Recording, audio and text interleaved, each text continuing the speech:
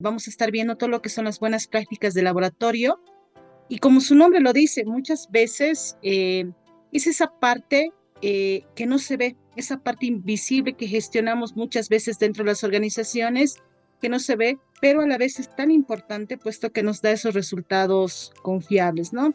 Entonces, en ese sentido, para ya no alargar más el tiempo de espera, les voy a presentar a la ponente del día de hoy. Bueno, ella es la ingeniera Ingrid Yesenia Cárdenas. Bueno, Ingrid es gestora de innovación educativa y es una destacada ingeniera en alimentos con amplia experiencia en temas de aseguramiento de la calidad y laboratorios en industria de consumo masivo, ¿no? Ella también ha liderado procesos estratégicos como la homologación de proveedores nacionales e internacionales. Asimismo, ha realizado auditorías bajo los estándares BRSGS y también el control microbiológico en diferentes laboratorios. Mientras les he contado todo eso y su amplia trayectoria, nos asegura que vamos a tener en este webinar una visión práctica y profunda de todas las buenas prácticas de laboratorio.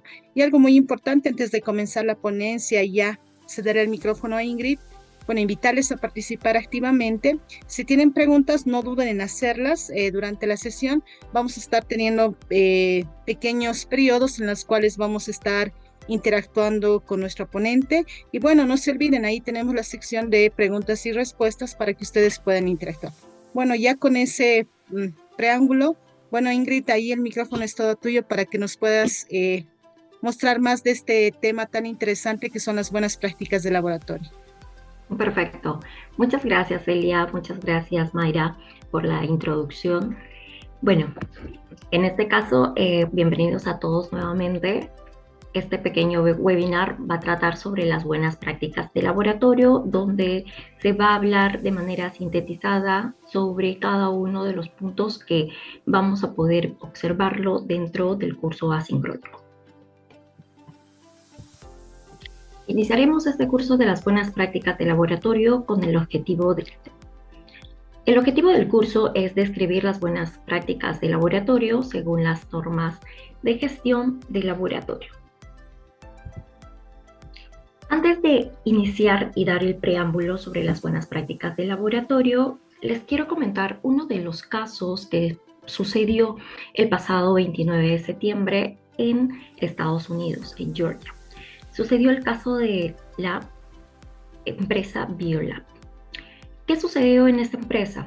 Este presentó un incendio masivo y, como se puede observar, tuvo como consecuencia una afectación total en las instalaciones de la fábrica, lo que esto fue ocasionado debido a una reacción química y la liberación de un gas tóxico. Ahora, este incidente, ¿a qué se debió? Factores que pueden haber causado el incendio como tal fueron 4.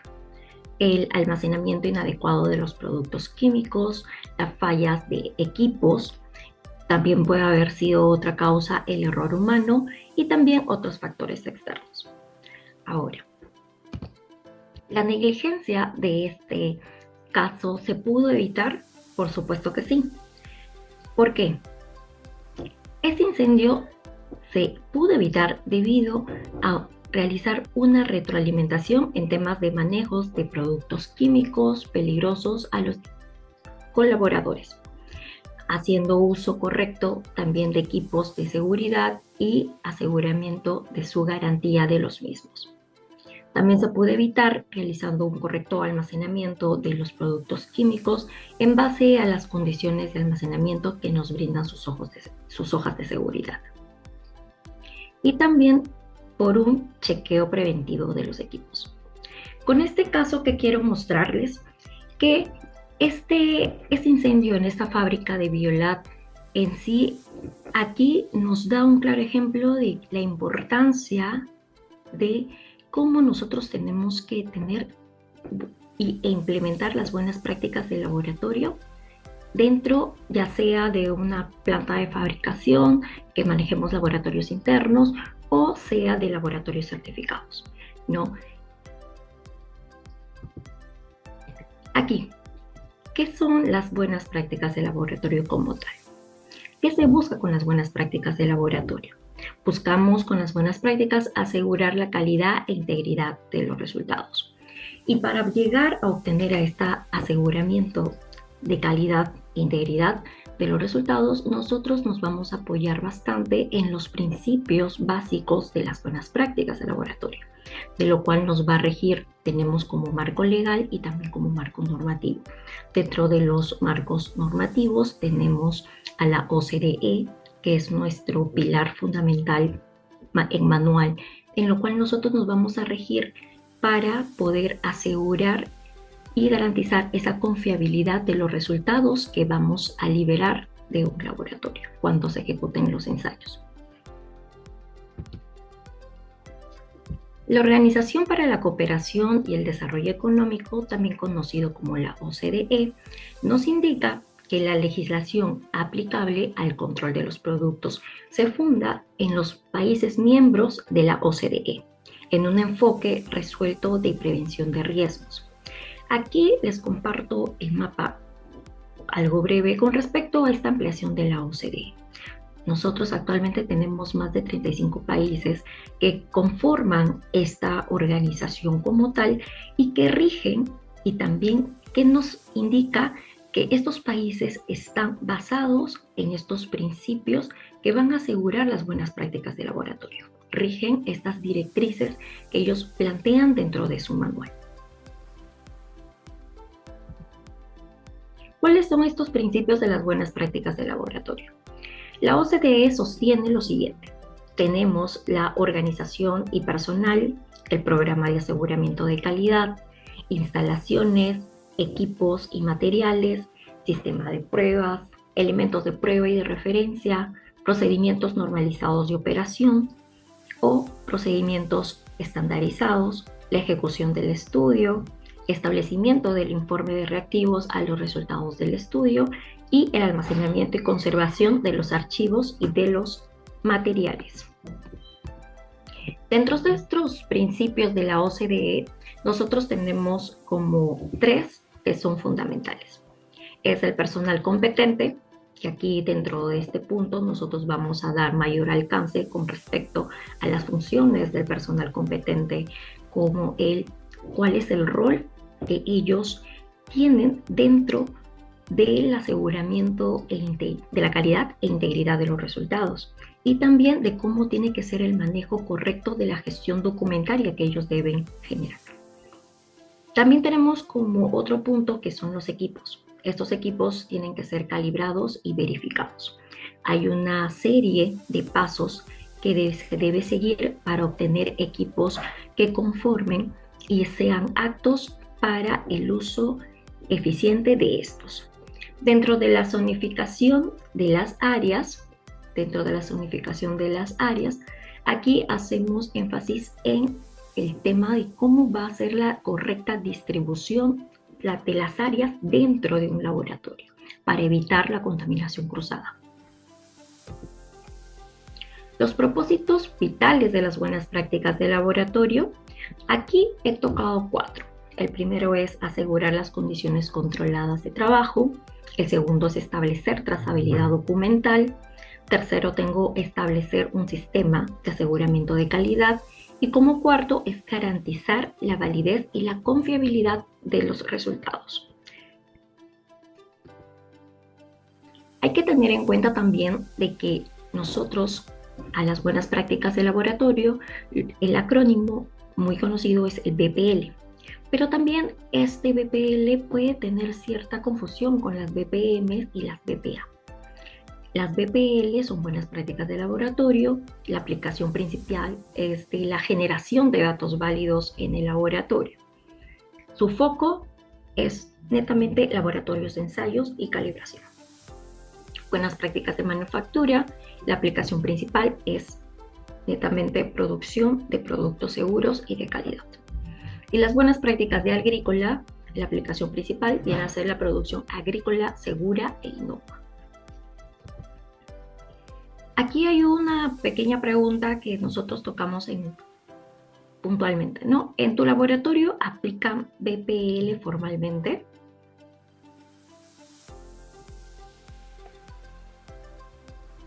Definición de personal.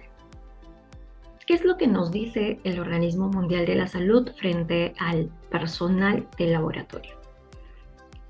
Indica que este debe tener suficiente personal con la educación, capacitación, conocimiento técnico y experiencia necesaria para sus funciones asignadas.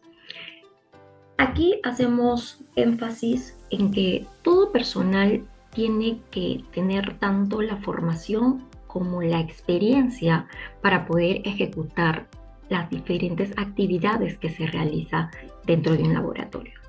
Va a haber casos en el que el laboratorio va a requerir alguna especialidad en algún tipo de método, ya sea cualitativo o cuantitativo. Entonces, este personal debe tener la capacidad y también toda esa formación que lo respalden para poder asegurar y tener esa confiabilidad en los resultados. Dentro de un laboratorio, la organización está encabezado por un director o jefe de laboratorio. Viene el analista de laboratorio, puede ser uno, pueden ser dos o hasta más. También tenemos el analista de la gestión técnica, que también viene a ser por otro lado, quienes ven todo el área documentario. Y bajo los analistas también podemos tener técnicos de laboratorios, que son los que ejecutan las pruebas técnicas. ¿Cuál es la responsabilidad del director de estudio? En este caso, el director de estudio tiene una amplia responsabilidad dentro de todo laboratorio. Dentro de estas te voy a compartir unos puntos, que es el primero, es aprobar el plan de estudio y cualquier documento que haya sido introducido dentro del laboratorio. Segundo es proporcionar al personal de aseguramiento de calidad una copia de todo el plan de estudio, así como mantener la comunicación eficaz. Tercero es verificar si su personal cuenta con procedimientos de operaciones actualizados. Tenemos también que debe verificar si se han validado los sistemas informáticos previos para el estudio. También se debe velar para que todos los datos originales obtenidos estén perfectamente respaldados por medios de documentos, registros, etc. También vela por el respeto de los procedimientos descritos, evalúa y reporta cualquier desviación. Verifica el registro de los informes finales en los archivos de documentos y es quien también lo firma el informe final con el objeto de indicar que acepta todo tipo de responsabilidad en base a esa validez de los datos.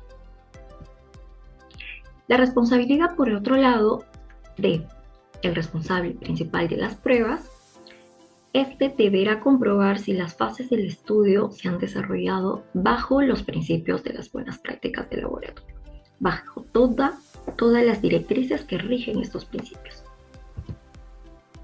La responsabilidad del personal técnico es que todo el personal involucrado en la ejecución del estudio debe estar alineado siempre a los principios de las buenas prácticas de laboratorio. Se tiene que respetar todas las instrucciones o directrices impartidas dentro de cada procedimiento que se haya aprobado en el laboratorio. Ante cualquier desviación de instrucciones, el personal debe documentar debidamente y poner en conocimiento al director técnico de inmediato.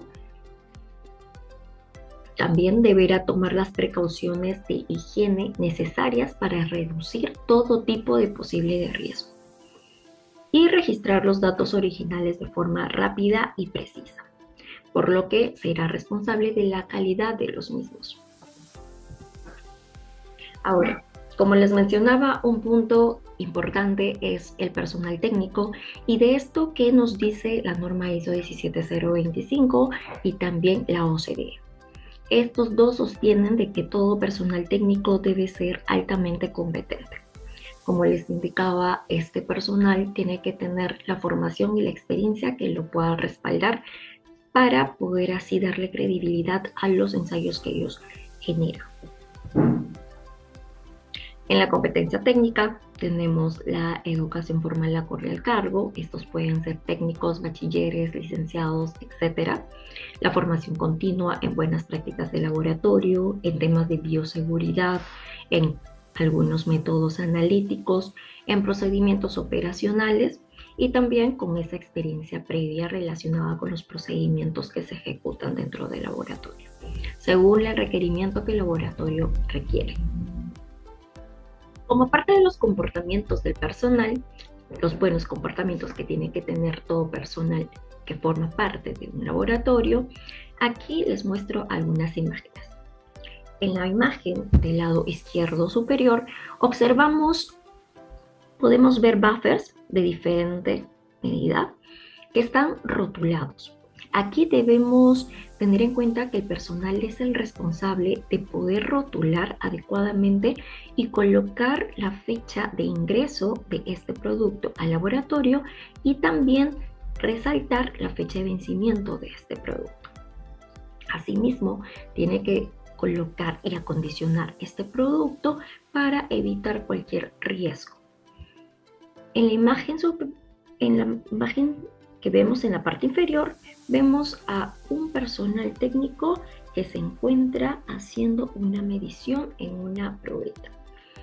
Este personal cuenta con los guantes adecuados, cuenta con sus lentes protector, entonces está indicando que está haciendo una correcta manipulación, dado que ya está cumpliendo con los equipos de protección de personal.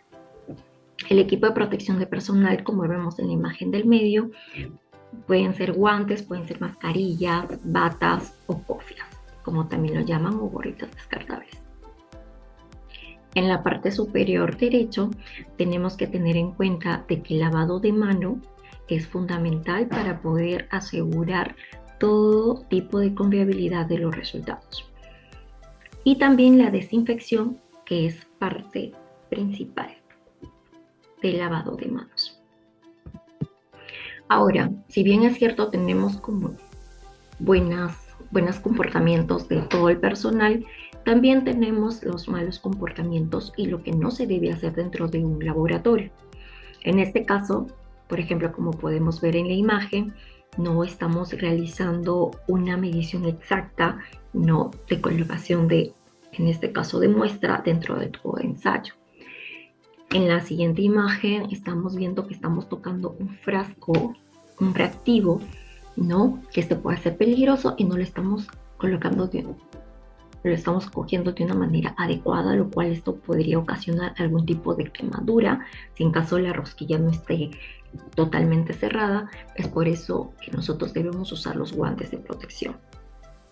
Otro como mal comportamiento tenemos que no se debe consumir alimentos dentro del laboratorio y tampoco hacer uso constante de los celulares dentro del laboratorio, dado que esto puede alterar y perjudicar a errores dentro de las pruebas que se estén ejecutando in situ. Hablaremos también sobre equipos. Aquí, dentro de equipos, como nos dice la ISO 17025 y los principios de las buenas prácticas de laboratorio de la OCDE, establecen requisitos técnicos y de gestión sobre la selección, calibración, verificación, mantenimiento y documentación de los equipos. El uso adecuado de los equipos de un laboratorio es un pilar fundamental, dado que esto nos va a permitir, uno, tener la confiabilidad de los resultados, la trazabilidad de los resultados y también la validez de resultados analíticos. ¿Cuáles son los equipos básicos en el laboratorio?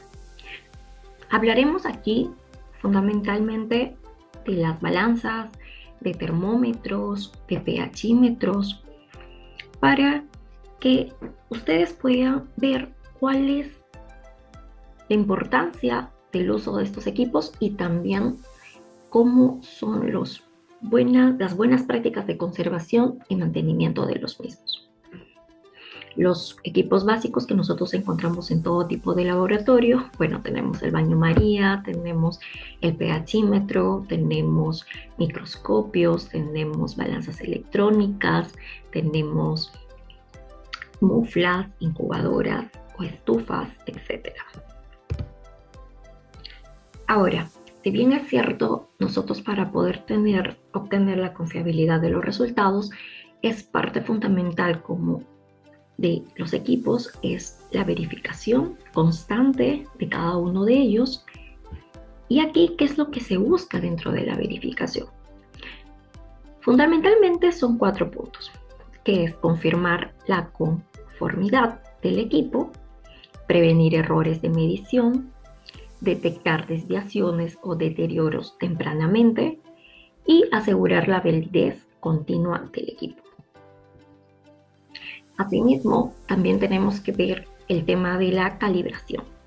Dentro del tema de la calibración, acá es que en cada punto siempre se debe medir el valor real, valor que muestra el equipo y el error observado. Eso es lo que se busca principalmente. Luego vamos a la evaluación de resultados, vamos a obtener un informe de calibración y posterior a ello tendríamos un registro, ¿no? Y realizaríamos la trazabilidad según lo que requiera. Las buenas prácticas para asegurar la trazabilidad. Hablaremos también un poco más sobre la trazabilidad metrológica.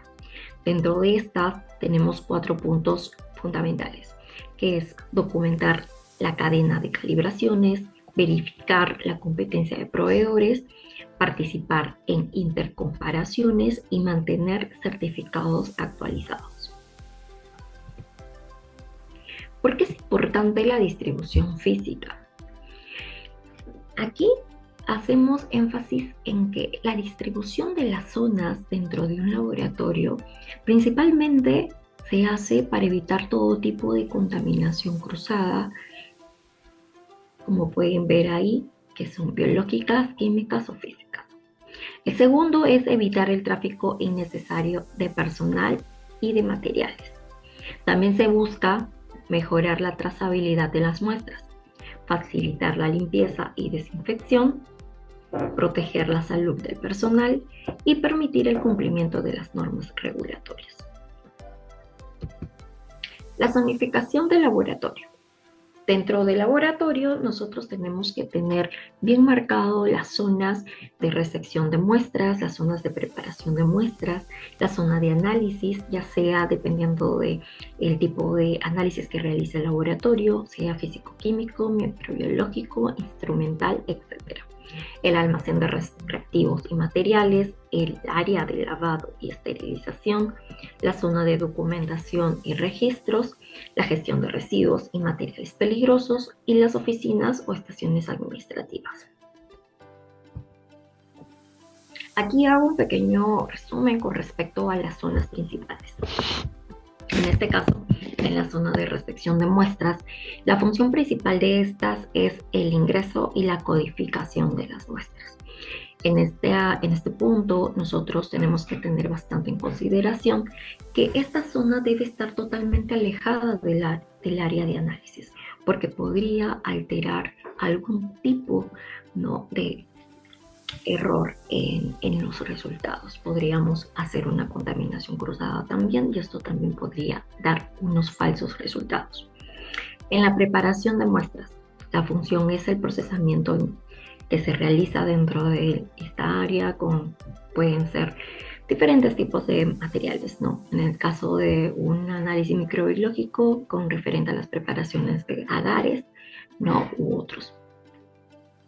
La recomendación acá es evitar todo tipo de cruce con zonas de análisis. En la zona de análisis es la ejecución de las pruebas in situ, físicas, químicas o biológicas, y la recomendación aquí es que solamente en esta área esté permitido el ingreso de personal autorizado. En caso que haya rotaciones, ¿no?, para realizar las diferentes pruebas, sí sería bueno el poder colocar un horario dentro de la zona, afuera en la puerta de la zona de análisis, indicando qué personal es el adecuado que ingresa a tal hora para realizar o ejecutar el análisis como tal. Dentro de la zona de control de calidad, la función es la verificación independiente de resultados. Recomendación aquí es acceso restringido, netamente. En el lavado y esterilización, Aquí fundamentalmente se hace la limpieza de materiales, equipos, y aquí lo recomendable es la separación para evitar todo tipo de contaminación cruzada, ¿no?, con las diferentes áreas. Y en la zona de documentación o archivos, aquí es la conservación de registros, protocolos, procedimientos, informes finales, etc. La recomendación acá sería que esta zona sea de acceso solamente controlado por personal autorizado. Control de los datos y gestión de la información. Dentro del sistema de gestión de la información, acá hacemos énfasis a 5 puntos. Esto tiene que estar protegido contra acceso no autorizados, salvaguardarlo contra manipulación indebida y pérdida, también conservar de manera que asegure la integridad de los datos, operar en un ambiente apto y, por último, registrar los fallos del sistema y acciones correctivas. Hablaremos también un poco más sobre los temas de registros. Aquí todos los registros de calidad, y sean técnicos o científicos, deben ser totalmente legibles, rápidamente recuperables, almacenados y retenidos dentro de instalaciones que proporcionen un medio ambiente adecuado que prevenga daño o deterioro o cualquier tipo de pérdida. Ahora, lo que yo recomiendo para el caso de los registros es que tengamos un área netamente donde nosotros podamos, o una zona separada donde podríamos colocar por abecedario, por letra de abecedario, y colocar los registros tal cual. O también algunos como le dicen ahí, los indexan, ¿no? La conservación durante el periodo especificado por la autoridad competente. Aquí, según la OCDE, ¿qué nos indica frente a la conservación de todos los documentos que se manejan dentro del laboratorio? Aquí es que el plan de estudio, muestras, pruebas de referencia e informe final. También tenemos los informes de inspecciones, tenemos registros de capacitación, experiencia y descripción de todas las tareas del personal. Tenemos informes de mantenimientos y calibración de equipos. También tenemos los documentos de validación de sistemas informáticos, en caso que lo tengamos virtual. El dossier de procedimientos normalizados de operación, que son las directrices que se manejan dentro del laboratorio, y también los informes de vigilancia del medio ambiente.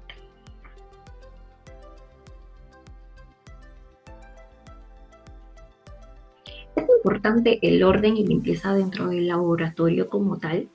Aquí, por ejemplo, les comparto unas imágenes para que podamos comparar.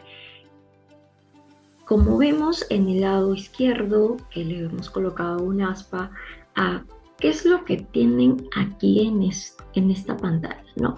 Vemos ahí que la señorita está en un lugar, en un espacio donde todos los materiales están totalmente desordenados, los tiene muy acumulados, y esto puede perjudicar o alterar a la prueba que está realizando en ese momento, o quizás está preparando algún tipo de material y esta puede salir contaminada, ¿no?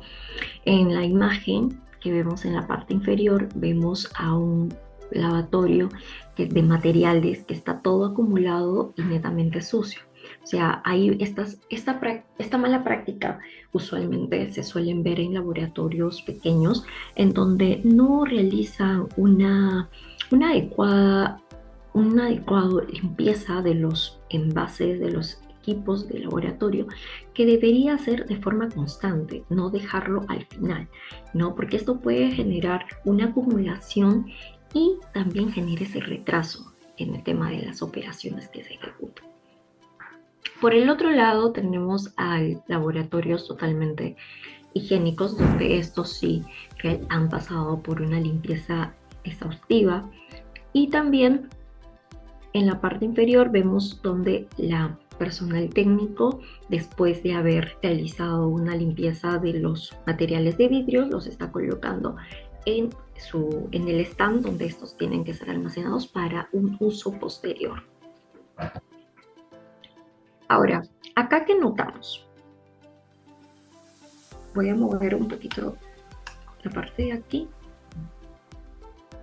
Ya.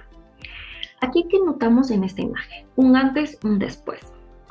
En un antes vemos un laboratorio que está totalmente desordenado, tienen las pipetas combinadas con probetas, tenemos ahí materiales de vitrio que están bastante acumulados con bastantes muestras, y estos pueden generar cualquier tipo de contaminación y pueden perjudicar a los resultados. Entonces, ese desorden, si nosotros lo llevamos a la otra imagen, vemos una imagen de un laboratorio que no está tan ordenado, pero al menos es accesible para poder realizar algún tipo de operación dentro de estas y puedas ubicar de forma mucho más rápida los equipos, los materiales de uso constantes, ¿no?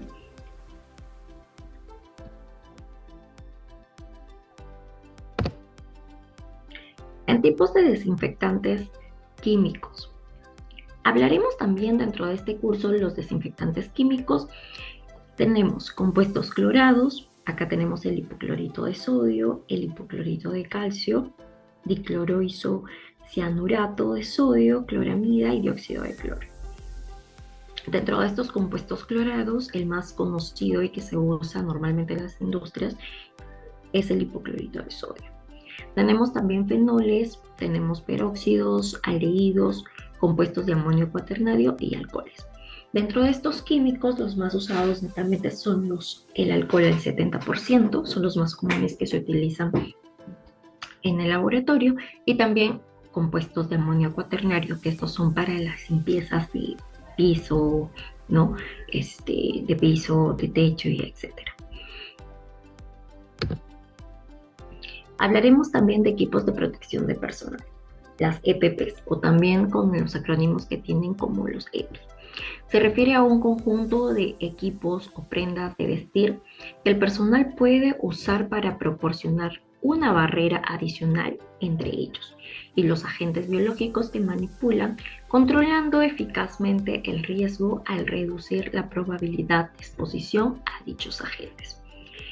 Los equipos de protección de personal de laboratorio son bastante conocidos. Dentro de estos tenemos a los guantes de nitrilo, guantes descartables.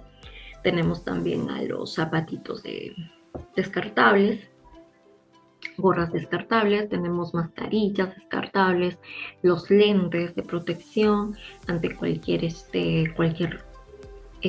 material que pueda ingresar al ojo, previniéndose de todo riesgo, y también los guardapolvos descartables. ¿Qué nos dice la Organización Mundial de la Salud con referente a la descontaminación y eliminación de desechos? Indica que estos están estrechamente relacionados. Los procedimientos de descontaminación y la gestión de los desechos forman parte de la evaluación del riesgo. Exactamente. Aquí los que son más comunes desechos dentro de un laboratorio, tenemos a los objetos punzocortantes, tenemos desechos contaminados, tenemos desechos químicos y tenemos desechos no peligrosos o generales. Lo recomendable aquí es tener una buena, como le indico, una buena separación de estos residuos o desechos, almacenados cada uno de diferente color. Tenemos colores específicos para plásticos, colores específicos para riesgo biológico, tenemos para cartones, tenemos también para material de vidrio. La descontaminación y gestión de residuos. Para la separación y almacenamiento hay que tener bastante en cuenta los siguientes aspectos.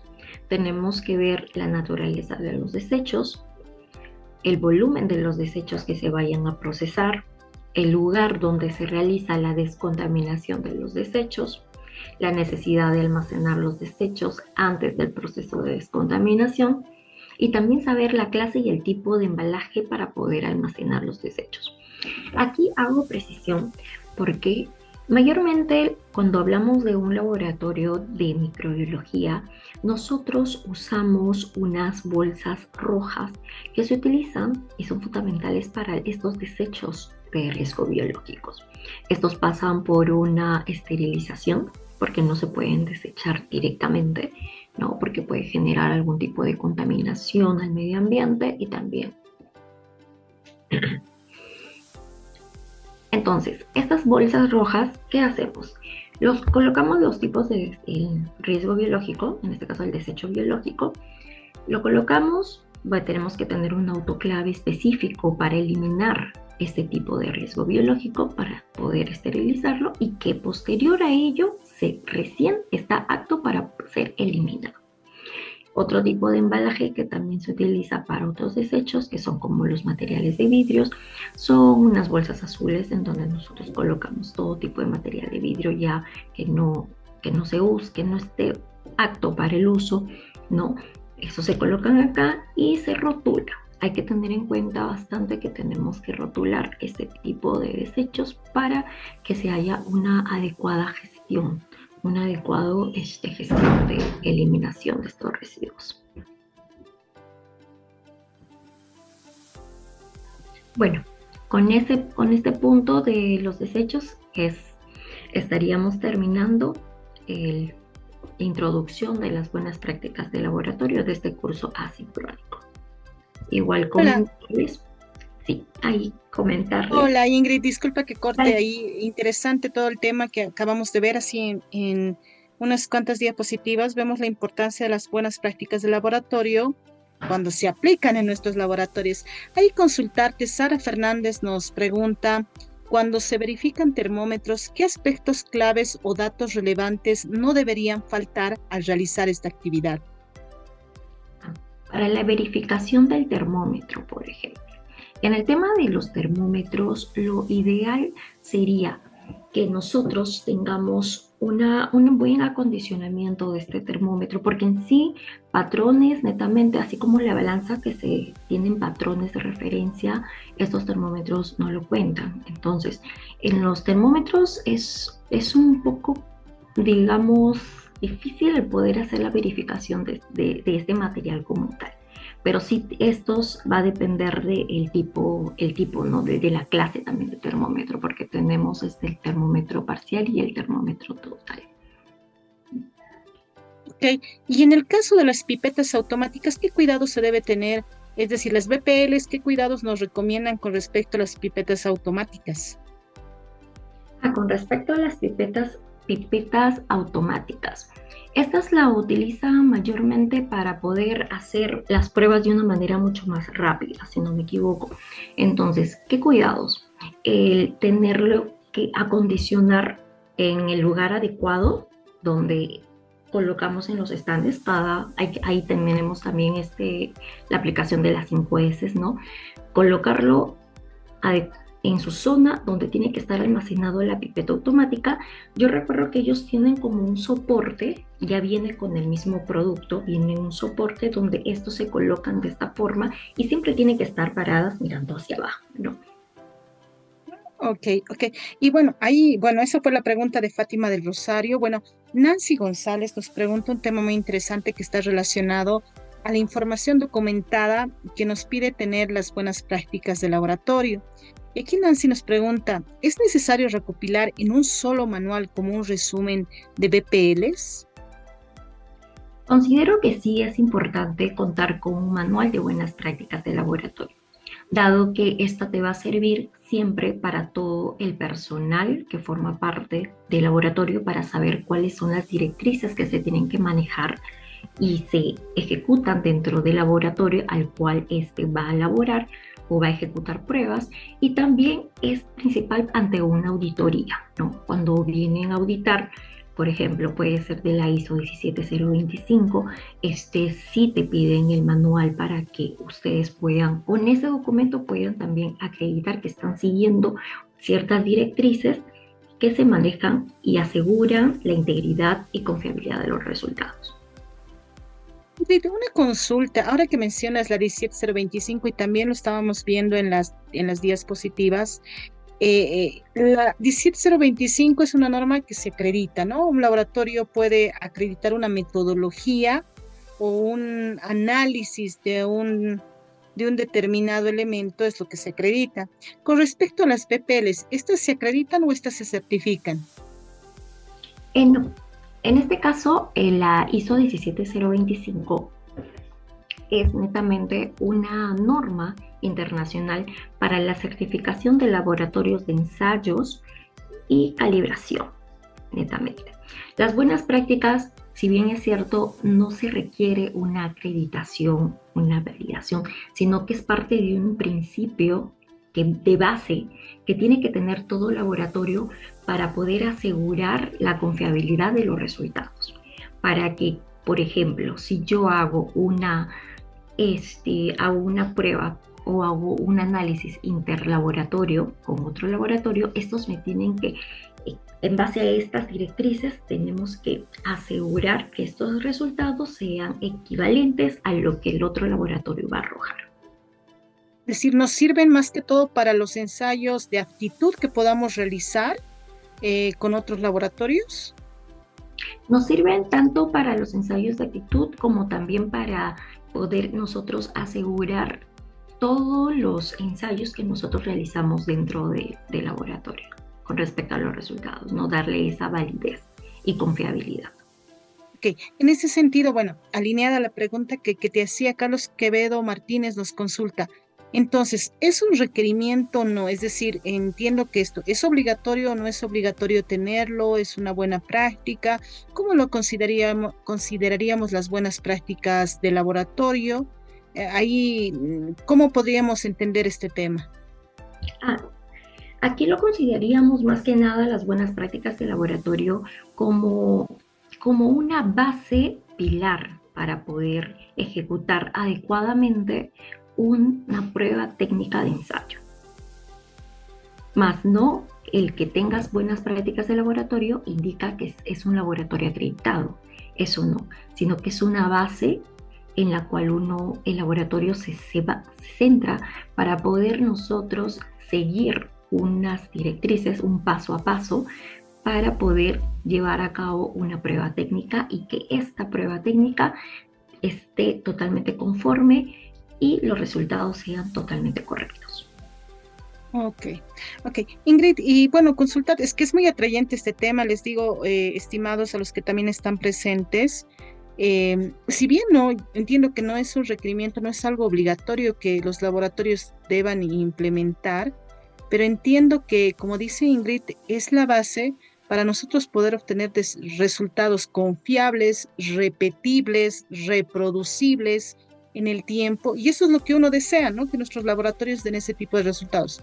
Por ende, efectivamente, nosotros tenemos que implementar, y si bien no es certificable o acreditable, forma parte de los lineamientos, bueno, no nos dice explícitamente la 17025, pero forma parte de los lineamientos que nos pide la 17025 para una determinada metodología. Eso es lo que entiendo de las buenas prácticas de laboratorio. En ese sentido, mira, para mí es un tema muy, muy atrayente. Yo tenía algunas consultas que quería hacerte, ya ahí importante el tema. Aquí no sé si me puedes ayudar con este tema. ¿Qué impacto tienen las BPLs en la reducción de errores durante los análisis de los alimentos? ¿Perdón? Es decir, ahí las BPLs cuando las implementamos en nuestros laboratorios, ¿qué impacto tienen en la reducción de errores durante el análisis de los alimentos? En este caso, para la reducción de errores, nosotros vamos a basarnos en puntos que nos indican estos principios de las buenas prácticas del laboratorio. ¿Vale? Este error va para minimizar estos errores, para evitar los errores en sí como tal. Vamos a enfocarnos tanto teniendo una adecuada calibración de equipos, llevar a cabo un seguimiento de las verificaciones de equipos, tener el personal que esté altamente capacitado en la metodología que ejecuta de esa prueba técnica, también que evitemos contaminaciones cruzadas dentro de las áreas. También las instalaciones deben ser las adecuadas y estar en óptimas condiciones. Ahí va también el tema de la limpieza, ¿no? La limpieza es fundamental para poder llevar a cabo también y asegurar que estos resultados sean los correctos. Y otro punto que también es, considero relevante, son el orden, ¿no? El orden que también se tiene que llevar a cabo dentro de las buenas prácticas de laboratorio. O sea, no solamente se va a basar en uno solo, sino que para poder minimizar estos riesgos o estos errores, es un conjunto en sí de todos estos puntos y principios que manejan las buenas prácticas de laboratorio.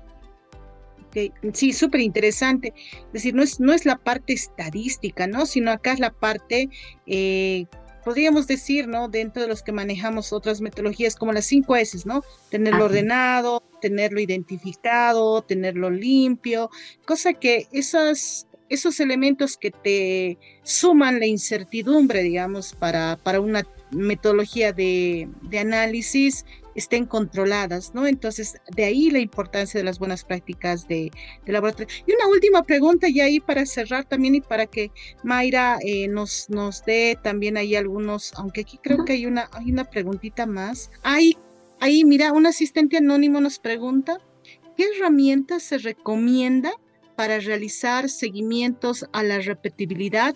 Por ejemplo, cuando se realizan duplicados en los análisis. Duplicados de análisis. A ver, herramientas de la repetitividad. Sí, exacto. Ya. Ahí, en el tema de la repetitividad, eso sí, no lo he visto tan seguido, pero déjame que me llevo esta pregunta, ¿te parece? Para poder averiguarla y ahí le puedo estar respondiendo. Ya, ahí entonces al asistente, justo no tenemos el nombre, dice asistente anónimo, pero ahí quizás para un poquito ayudar para este tema, ¿no? Básicamente en laboratorio cuando hacemos pruebas de repetibilidad son pruebas efectivamente que van alineadas al R y R, ¿no? Entonces en ese sentido tenemos que hacer, ¿no? Pruebas efectivamente que repitan, ¿no? Con los equipos calibrados, métodos estandarizados, controles de calidad y otros elementos más, ¿no? Pero ahí nuestra Ingrid nos va a ayudar con esa pregunta por medio de la respuesta por correo. Y si nos puedes dar tu correo electrónico, por Sí, sí. favor. Y Ahí otro sería tema bueno que más. me deje el correo electrónico para poder mandarle la respuesta por el correo, dado que él en sí está enfatizando por las herramientas que quiere saber, las que utilizan hoy por hoy estos laboratorios para ver el tema de la repetitividad. Sí, todo eso. Una pregunta más ya para finalizar ahí, Mayrita, robarte unos minutitos más. El tema aquí, y creo que aquí hay muchas personas de los asistentes que tienen certificadas las normas BRCGS y también, ¿no? La norma ISO 22000, donde nos piden hacer la homologación de proveedores. ¿Cómo las BPLs acá impactan al tema de la homologación de los proveedores? Ahí, en el caso de la homologación de proveedores, eh, principalmente dentro del proceso de las homologaciones de proveedores, si bien es cierto, el cliente es quien comparte los ensayos analíticos según los requerimientos que se solicitan, ¿no? Entonces, 100% el laboratorio tiene que estar acreditado netamente. Aparte que los métodos que se utilicen para ejecutar esos análisis tienen que ser también acreditados. De esa forma, nosotros ya estamos asegurando de que ese laboratorio acreditado cumple con esas buenas prácticas de laboratorio. Ok, entonces ahí nos recomiendas, por ejemplo, si un laboratorio, bueno, está participando también o estamos haciendo una auditoría, no sé, de segunda parte y estamos verificando el laboratorio de este proveedor, ¿debería tener mínimamente BPLs o sí debería estar acreditado en algunas metodologías con la 17025? No, tiene que ser acreditado netamente. Acreditado netamente. Ok, qué interesante este tema. Ok, gracias Ingrid. Realmente es un tema que da de hablar para mucho más y efectivamente, ¿no? Es un tema que, si bien no los ha mencionado Ingrid, no es obligatorio, pero es la base y se constituye en una herramienta importante para poder lograr resultados que sean confiables, que puedan representar realmente lo que estamos liberando, por ejemplo, al mercado y para que tengamos a nuestros consumidores satisfechos y no haya reclamos ni retiros del mercado. Ok, gracias Ingrid. Muy interesante este tema. Entiendo que este curso está grabado. Es un curso asincrónico y si nos puedes ayudar con esa información. Sí, ahí comentarte, Celia, y también comentarle a los demás chicos que este curso es netamente asincrónico. Tenemos aquí les comparto, en sí son 6 módulos los que está compuesto.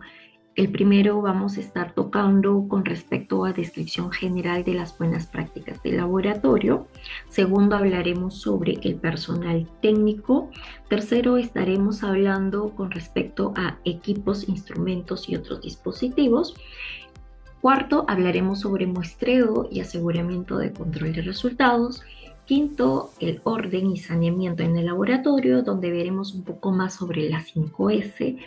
Y módulo 6 estaremos hablando sobre la bioseguridad en el laboratorio en base a la Organización Mundial de la Salud. Súper interesante el contenido. Entonces, ahí está, estimados a todos los participantes. Ahí creo que Mayrita ya nos ayuda con este tema de ver la publicidad. Dale, Mayra. Gracias, Celia. Gracias, Ingrid. Bueno, Yesenia. Como mencionaron, este curso está disponible en modalidad asincrónica. Creo que muchos de ustedes ya conocen nuestra plataforma de Teachable, que están disponibles 24/7 hasta un año. Por este mes de agosto está este curso que es nuevo con 50% de descuento. Su precio regular es $39 y está $19.50 ingresando el código de descuento que aparece en la pantalla, que es cursos-50. Y bueno, solo por el día de hoy hemos hecho otro descuento. Jess, ¿me ayudas a pasar a la siguiente, por favor? Dale. Sí, solo por el día de hoy está con 60% de descuento para todos los que están aquí asistiendo. Con el código de descuento cursos-60. Este código solo aplica para este curso de buenas prácticas de laboratorio y estaría costando $15.60.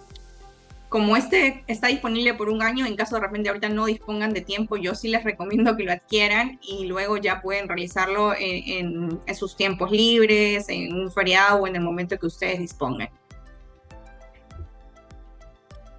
Y muchas gracias por acompañarnos. Como comenté inicialmente, este webinar está grabado, va a estar en nuestro canal de YouTube. Ahí por ahí nos preguntaron si la presentación se va a compartir.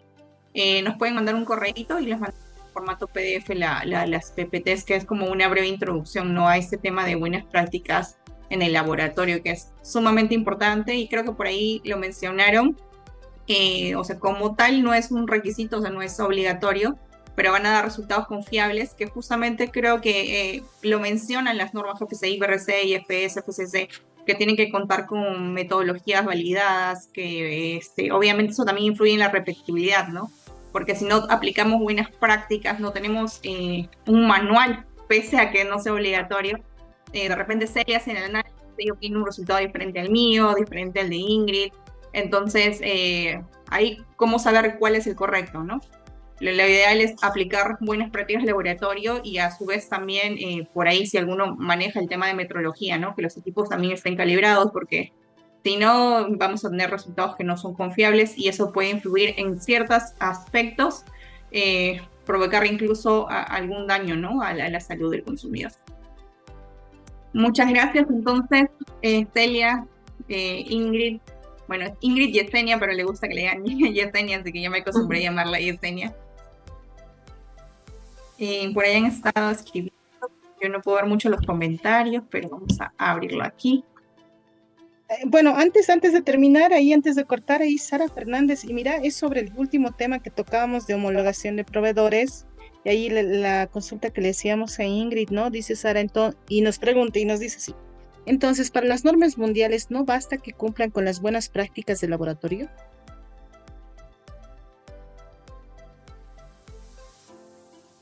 Perdón, Cele, yo no escuché la pregunta, pero Jess, no estábamos, No, creo, atentos a la pregunta. ¿Puedes repetirla, por favor? Ok, no sé si fue ahí la Sara pregunta. Fernández. Sorry, Perdón, Celia. nos Sí, creo que pregunta fue mi Sara Fernández. conectividad. Ahora sí, nos dice, entonces, para las normas mundiales, ¿no basta que cumplan con las buenas prácticas de laboratorio? A ver, para las normas mundiales, eh, uno puede sustentar tanto con referente, teniendo un manual de buenas prácticas de laboratorio, Decíamos también lo ahí, puedes ¿no? Dice Sara, sustentar y nos para pregunta. poder, uy, creo que hubo una interferencia. Sí, justo como les comentaba, para las normas mundiales, uno también lo puede, cuando pasa una auditoría, ¿no? También uno puede sustentar el tema con un manual de buenas prácticas de laboratorio y también siempre de lado con los informes de análisis que estos sean acreditados, porque cuando están acreditados dan esa validez y ese aseguramiento en la integridad de los resultados. Ahora, pasa a veces de que cuando no cuentas con un laboratorio acreditado, sueles hacer, dependiendo, ¿no? De cuántas veces tú puedes enviar la muestra a ser analizada y la vuelves a analizar cada 3 meses o cada mes, dependiendo del tiempo que el laboratorio mismo esté acondicionado a ejecutar, ¿no? Para poder dar esa validez de que el resultado sigue siendo el mismo. En este caso, si yo, por ejemplo, mando a analizar plomo, cadmio, mercurio, ¿no?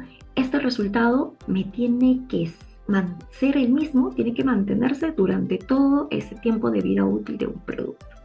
No puede variar. Entonces, de esa forma tú también aseguras, porque ya tienes un histórico de los análisis que estás realizando. Ahora, si tienes y trabajas con un laboratorio acreditado, y solamente bastaría que hagas un solo análisis, y ese análisis tiene un tiempo de vida de un año, te dura y te rinde para un año. Entonces, como que de esas formas también podrías manejarlo, ¿no? Pero para estas normas internacionales no es indispensable que sean netamente acreditados, sino que también se puede manejar de esa otra manera. Okay. Siempre teniendo todas las fuentes, ¿no? Que puedan sustentar y puedan acreditar a que el producto que tú estás ofreciendo al mercado esté dentro de los parámetros que nos indica la normativa.